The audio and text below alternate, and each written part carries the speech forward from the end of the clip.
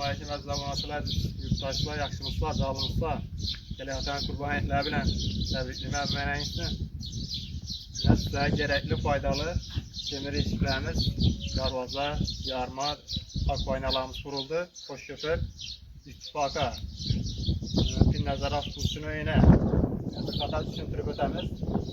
Darvazamızın yeni boyuna gələ olsaq, 250'ye 244, arkalarda Ali Kapon. Ali Kaponlar maşının laboyunu 20 metrine batırılan. Şöyle kamyonetler ötəmiz. Ali Kaponların bol presiyeti. Zamoklar 250 misal zamok aydınlar. Gələ olsaq, bizdən kurumçilikliyiz. Belirlər nijveke, dugalarından nijveke koyulur. Dugalarından mesela ötəmiz şöyle bol qayki bilen katılırlar bu duga. Pişirilməyən. Pişirilmiş yüzde pişirilmez bol qayki bilen katılırlar. Yine bir yerine kamyonetlerimiz kulaklarım su ağacınızından çıkıyor. Soğuk kesilmez bir saat. Teyler işi yürür. Profilleri 2 profilli işlengen. Yan başına kendinizlerin 15 santimlik işlengiz. Kendinizlerin bu ikilik kendinizli işlengiz. Bandine aynalarımızdan göstereceğiz.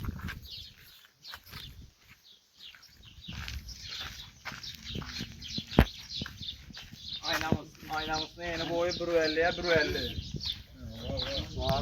Ağaç burası aynalı İstanbul aynalı istiyorum. Bir tane yaklaşık tutunda bir yeter.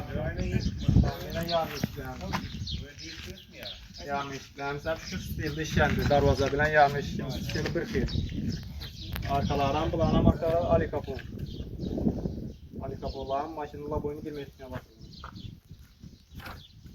Dugalar koyup işlendi. Nəzərə darvaza, yarma, akvalarımızı xaladınız mı işlərini? Bunun zakon hem de işine gep yok.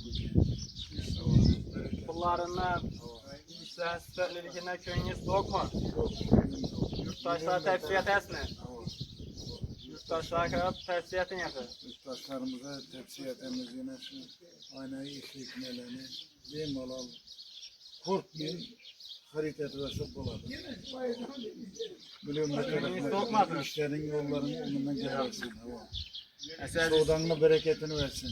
Bu da mı yakışı gülledi. Şimdi aynı iş kurup Sizden öğrencisi yaxşı halkımızdan sönünteri biri verirse oyla versin. Zor maşılı tak olsun. Rahmet. Əziz yurttaşlar, xizmət olarsa müraciət etələrsə, ekranda telefon nömrələrini qaldırıb para veriniz.